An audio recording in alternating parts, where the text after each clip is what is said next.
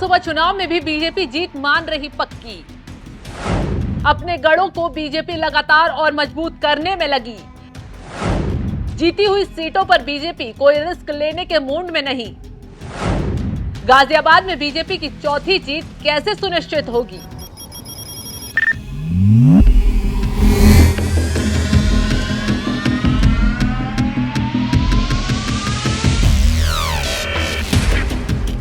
नमस्कार, आप देख रहे हैं एनएमएफ न्यूज। मैं आपके साथ शबनम। चुनावों की तारीखों के साथ ही लोकसभा चुनाव का आगाज हो चुका है। आचार संहिता लग चुकी है। पहले चरण की वोटिंग की तैयारियां भी जोरों शोरों पर की जा रही है। ऐसे माहौल में हर एक सीट काफी दिलचस्प बनी हुई है।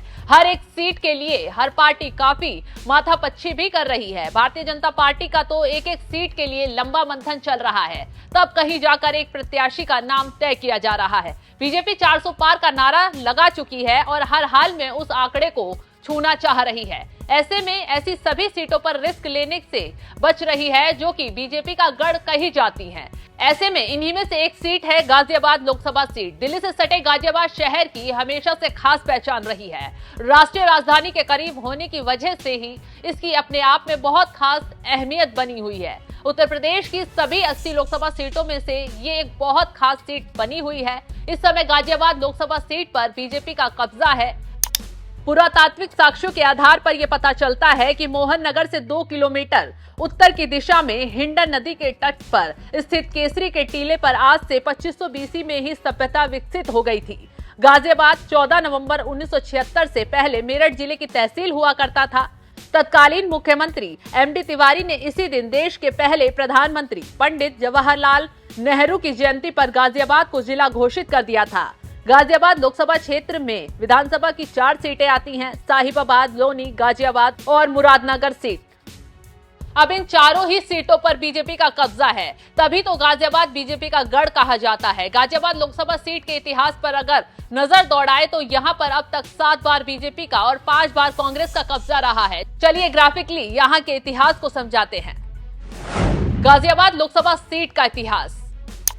साल 1952 में आजादी के बाद पहला लोकसभा चुनाव हुआ था, लेकिन तब गाजियाबाद हापुड़ लोकसभा क्षेत्र के तहत आता था और यहां पर 1957 में पहला सांसद चुना गया था। इस चुनाव में कृष्णचंद्र शर्मा विजयी रहे थे।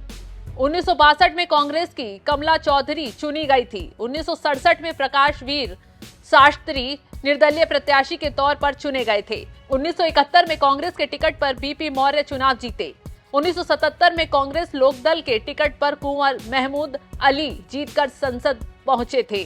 साल 1980 में जनता पार्टी सेकुलर के टिकट पर अनवर अहमद चुनाव जीते। 1984 में कांग्रेस के केतन सिंह सांसद चुने गए। 1989 में जनता दल के टिकट पर केसी त्यागी विजयी घोषित हुए। 1991 से 1999 तक 4 बार डॉक्टर रमेश चंद्र तोमर चुनाव जीते। 2004 में कांग्रेस के टिकट पर सुरेंद्र प्रकाश गोयल चुनाव जीते।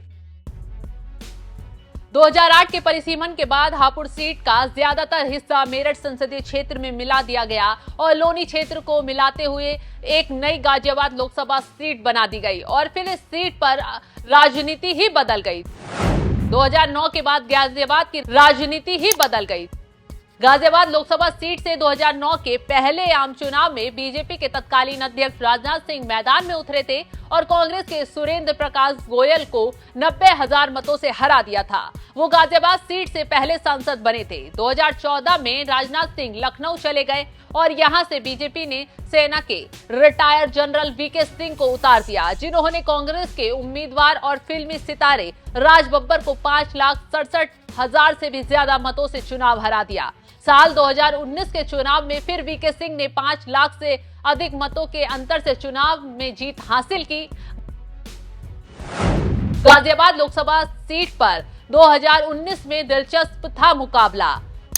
2019 का ये मुकाबला 12 उम्मीदवारों के बीच था, लेकिन मुख्य मुकाबला तो वीके सिंह और समाजवादी पार्टी के सुरेश बंसल के बीच ही था। सुरेश बंसल सपा और बहुजन समाज पार्टी के साझा उम्मीदवार के तौर पर मैदान में थे। इन दोनों दलों के बीच में चुनावी गठबंधन भी था, लेकिन चुनाव एक तरफा रहा था। वीके सिंह ने चुनाव में 9,44,503 वोट हासिल किए थे, जबकि सुरेश बंसल के खाते में सिर्फ 4,43,003 वोट ही गए थे। वीके सिंह ने इस चुनाव में 5,61,000 1500 वोटों के साथ यानी कि 32.9% मतों के साथ जीत हासिल की थी। कांग्रेस की प्रत्याशी डॉली शर्मा तीसरे नंबर पर रही थी और उन्हें महज 1,11,944 वोटों से ही संतोष करना पड़ा था।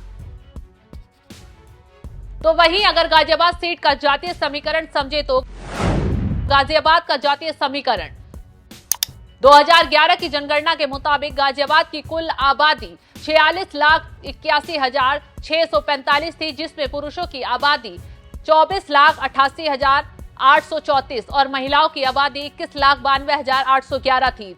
धर्म के आधार पर देखें तो गाजियाबाद लोकसभा सीट पर 72.93% हिंदू आबादी है। 25.35 मुस्लिम समाज के लोग गाजियाबाद में बसे हैं।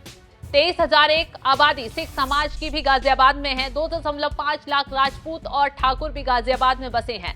2 लाख जाट वोटर्स भी गाजियाबाद में महत्वपूर्ण भूमिका में रहते हैं।